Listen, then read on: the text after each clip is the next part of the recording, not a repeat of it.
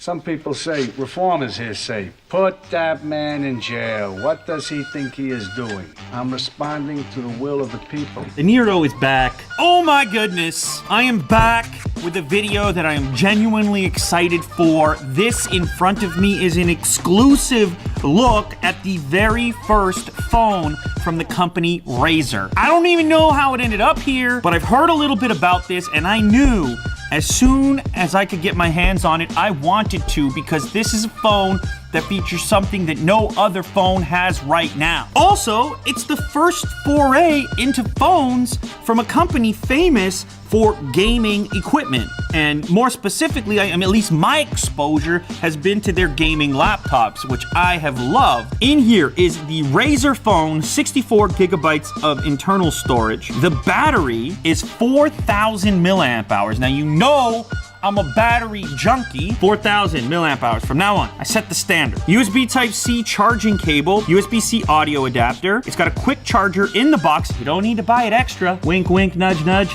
I don't even know how to wink. Does that count? SIM eject tool and important product information guide. Now, some other specs I know for a fact that this thing has 8 gigabytes of RAM. Most excitingly is the display. That's the special feature that no other phone has. Whether you're watching movies in bed, listening to music on your run, or kicking virtual ass on your commute. We're gonna have to bleep that because this is a family show. You need a device that delivers breathtaking visuals, cinematic audio, and the power to last all day.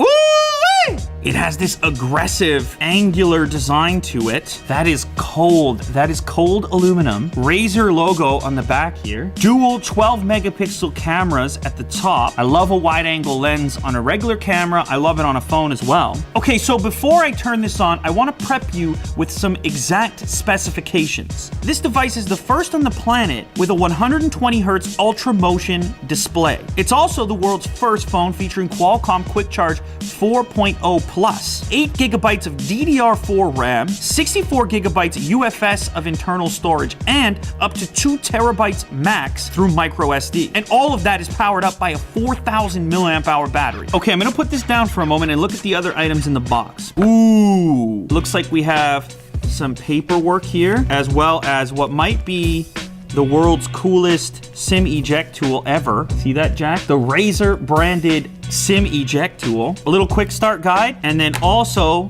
of course, the Razer stickers to show your pride. Braided USB Type-C cable, Type-C to mini jack adapter. Okay, lastly, we have, I'm guessing, the power brick. Yes, and this is your Qualcomm Quick Charge 4.0 Plus power brick with the Razer branding on it. You're gonna wanna use the included charger to charge up super quick. So here we go, initial boot up. There it is, Razer logo powered by Android. Ooh, nice little Razer animation. So there you have the new 5.7 inch display, a Razer branded setup here, which is nice. My speculation, I guess, was correct. I believe the power switch over here, Jack, can you pick that up? Right there. This is a power switch fingerprint. This is the thing that everybody wanted Apple to do with the 10, so you didn't just have to rely on face unlock. All right, let's check out this fingerprint. Oh.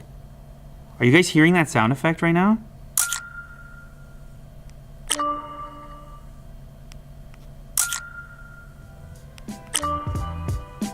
Well, that's my favorite lock and unlock ever, all time. It's got some games included by default. Titanfall, mobile version, World of Tanks, a racing game. All right, let's check out the settings real quick. Some data about the phone. So here we can see 1.5 gigabytes of 7.5 gigabytes memory used. Android 7.1.1. I've shown you a lot of stuff that's cool, but this to me is the coolest. The display supports 120 hertz refresh rate. Now you've seen this in gaming monitors.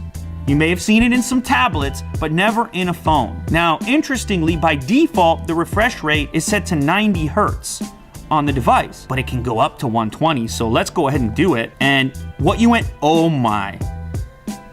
It's like instant. Now, your eyes aren't gonna pick it up the way mine are because you're watching this, you know, through a video, 24 frames per second. But when you're scrolling a list, no lag at all. Now, of course, you're relying on the processing power of the device as well. But what this means is that the display is just, it has this more responsive attitude, much like if you've ever seen the difference between 120 hertz and 60 hertz monitor. Then that's what this is like, and you feel it when you interact with it. Oh, and for those of you wondering about resolution, out of the box, 1440p, it's at its max. You can toggle that back to FHD 1080p. You know, I just noticed as well, a very stock experience being provided here by Razer. No heavy skin or anything like that. Camera. Jack is curious about the camera. As am I. So let's launch this open right now. Now the implementation on the rear camera, it kind of leaves you guessing a little bit, but that's part of the software, it's the app. At some point during the zoom, you're switching over from the wide angle to the zoom lens to the telephoto lens. As I do so, I'll show you here. You're not really sure where you have switched to a digital zoom. I mean, you can kind of guess. I guess it's about halfway across. This is fully wide. And then as I begin to zoom in, and you can tell that you're optical up into a point, at which point digital zoom takes over. So I kind of wish there was a dedicated button there to just pop into the other lens quickly. You're pinching and zooming like you would otherwise, even on a single lens system. All right, let's try the front one now. Front selfie time. The beard hairs are on full display. I have to say I am satisfied. All right, so we talked about the display and this incredible refresh rate, but of course, a display has to be good at displaying things first and foremost. So let's boot up some YouTube here and see what the video quality looks like. And also at the same time, test out these stereo speakers, which I've been told each unit has its own amp for extra volume. Let's see what we got. It's a billion iPhone 10 cases! They might be the best speakers I've heard. I don't know, you guys probably can't tell because they're firing at me. There's a little bass in them, which is kind of crazy to say about a phone. So far, just hearing what I heard on the YouTube video, I think it's gonna be pretty nice. We'll see. 1, 2, 3.